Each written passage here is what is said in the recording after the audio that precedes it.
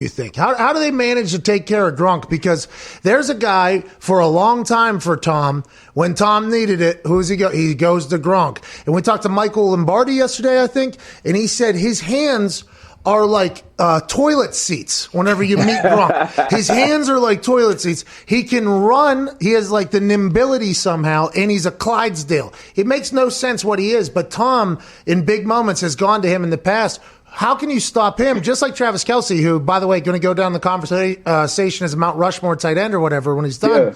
But how do you stop Gronk, you think?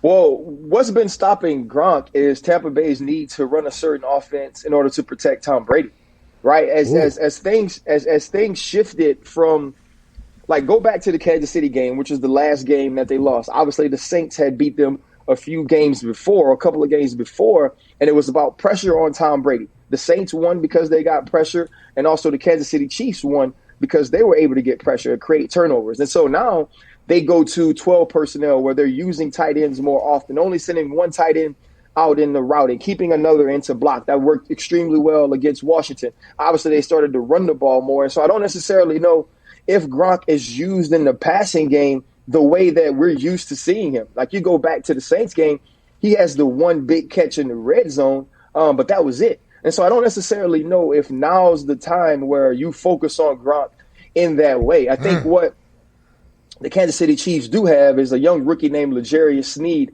who is their nickelback, and they play a ton of nickel. Dirty Dan Sorensen, who's their dime back, comes in their sub packages, does a good job on tight ends as well. And I think those guys will be, on Gronk a little bit, maybe even Juan Thornhill, but they're going to probably be more concerned with what he does with the backs out of the backfield in this game. You think back as far as Kevin Falk, you think James White, and you look at when Tom Brady has been extremely successful in these games, it has been because he's used his backs very well. So I think those guys, Leonard Fournette, especially in the pass game, will be huge. But I do agree with this about Gronk. I think if it gets down to, nut cutting time, the last great Super Bowl Brady pass we saw was down the seam to Rob Gronkowski against the Los Angeles Rams, which was a great throw, great catch, great play.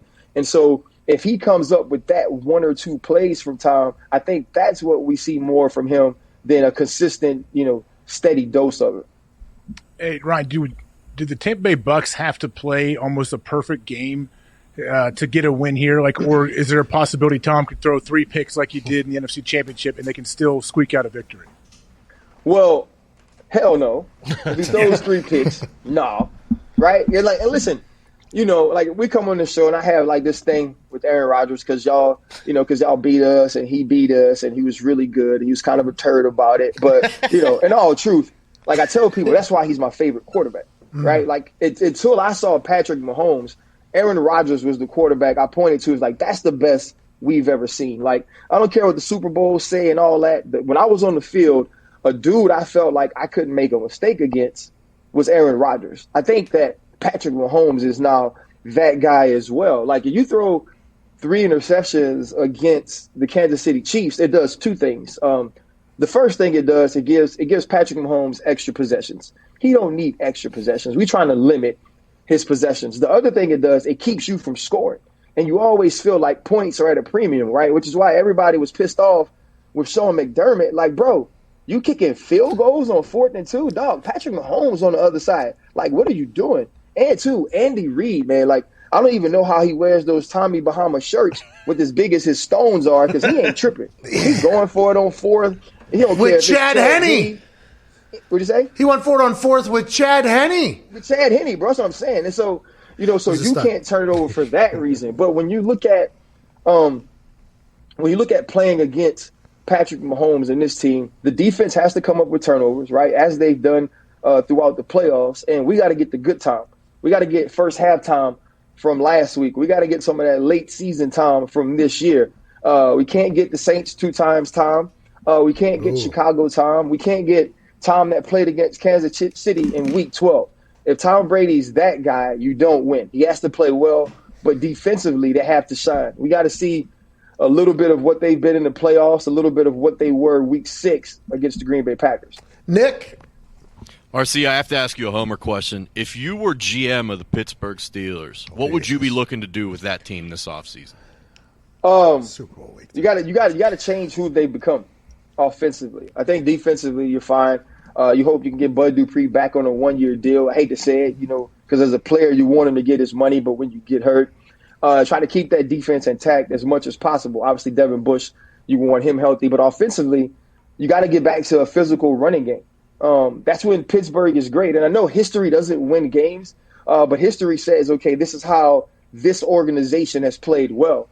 You got to get back to a running game. So now in play action, Chase Claypool can get open. Now James Washington can be big. You're going to be replacing, Vance McDonald and other people on that front line. And I think as far as the people you get, what you hope is that if Ben can work the money out, he says he doesn't really care what the money is. If Ben can work the money out and he comes back in some way, that leads to getting the good stuff out of Dwayne Haskins and having him as your quarterback going forward. So for me, it's about building up the front line offensively, getting a true premier rusher, a guy that really can carry the load as the running back and, finding ways to get into the play action game from there. Who's winning, Ryan? The Kansas City Chiefs, 34-30.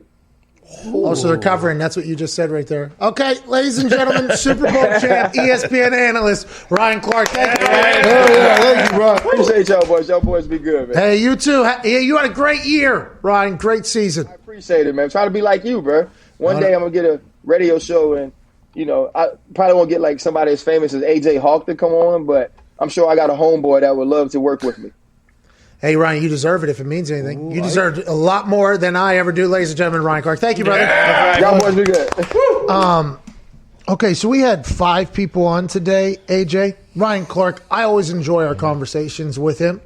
Mike Allstott. He's Mike Allstott, okay. Yeah, obviously. True. Did you listen to the Sean McDermott conversation we had at all? I did. I knew he was coming on, so I wanted to see it. You had him on forever. I didn't get to see all of it, but I got to see a good chunk. Everybody on the internet was saying, it's remarkable how he looks exactly like Bill Burr. I mean, and when I was talking to him, he said a couple things where I envisioned actually Bill Burr was potentially on the other side there. He was an incredible conversation. He was a really good conversation. I feel like he talked to us. He didn't lie much, didn't pull any punches. Like, it felt like it was pretty genuine. I really enjoyed it. I like him. I like the Buffalo Bills a lot more all of a sudden, like after listening to him talk, Oh, I think you did a good job with it. Like how he obviously felt pretty comfortable. I don't know.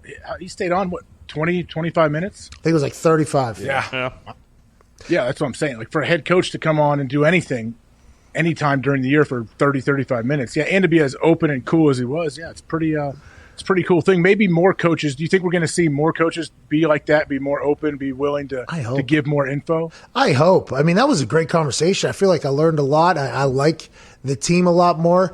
I would assume not every coach is going to be like that, but boy, could you imagine us talking to fucking Motor City Dan Campbell? Oh, man. Let's talk about these kneecaps, dude. Can only hope. Come on. It's going to happen. Did you see the Marshall Thundering Herd's new strength coach yesterday? I tweeted him out. He did he ended his press conference with actually doing like the post stretch jumping jack. H-A-R-D. Hey, let's go get it. Hey, let's go. And then like he was going out into practice. This guy was electrifying. It wasn't chewing kneecaps, but it was electrifying down there in Marshall. Well, how many strength coaches have press conferences? Well, I think they knew what they had. You know what I mean? I think they potentially knew what they had. I think Duck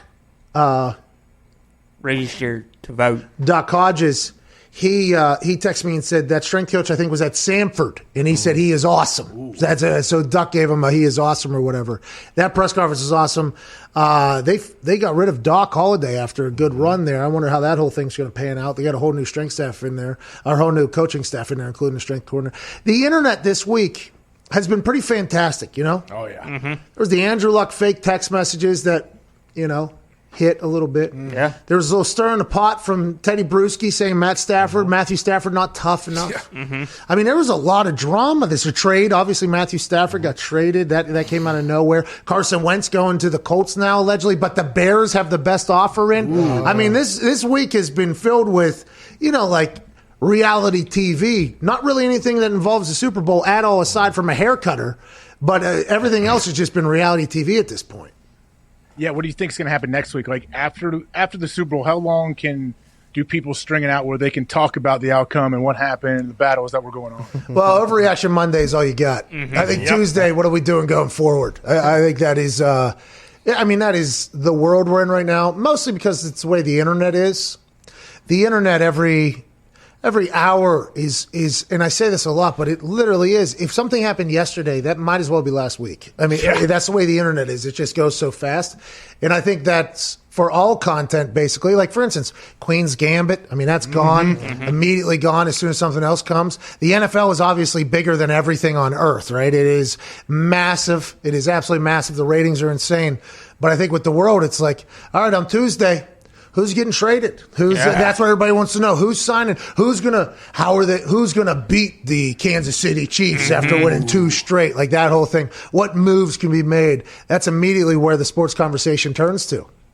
And let's say Tampa Bay, they don't win the game and Tom doesn't play well. Are people going to say, "Oh, do they even want Tom back next year? Are they going to cut him?" Like, don't you think there's going to be some people having that take? We know he said just a couple days ago that he said he wanted to play well at past 45, but after that performance, is Tom going to retire? Does he not have it anymore? That whole, oh my God, the hot take takers will have a take for days.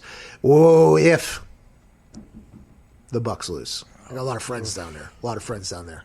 Hey, I want them to win. Hey, come on, Bucs. But I also thoroughly enjoy, like I think Travis Kelce and us are potentially going to have a friendship. Like I enjoy a lot of the things going on over there in Kansas City. Even though the Shermanator, I mean, he's donating his truck. Yeah. You know what I mean? Like I like both these teams. Got a lot of friends down the Bucs organization, but to me, I am very surprised that the people are betting on the Bucs to win this thing straight up without even the points. It's money line. Like, yeah, Bucs are going to win this thing. That's wild to me. I just assumed we all agreed that the Chiefs are they're the new thing. You know, that's an interesting thing to me, AJ.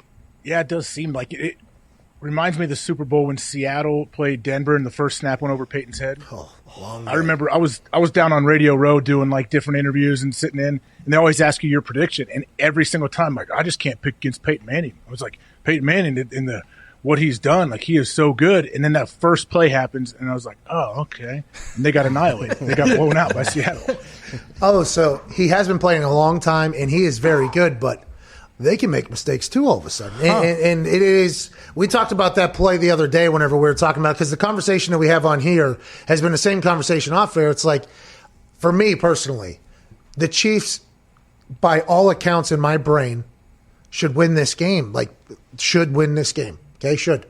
But then all of a sudden you start thinking, okay, but I saw the tackle that's going to have to play against Jason Pierre-Paul. I immediately saw, are they going to be able to stop it? Then you listen to Ryan Clark talk, and he's like, backyard football player Patrick Mahomes, even if you get pressure, that's cool. They're still going to be able to make plays. Like, you'll slow them down, you'll affect them, but they'll still be able to make plays. And then you think on the other side, is there a chance that the Tampa Bay Buccaneers offense won't go?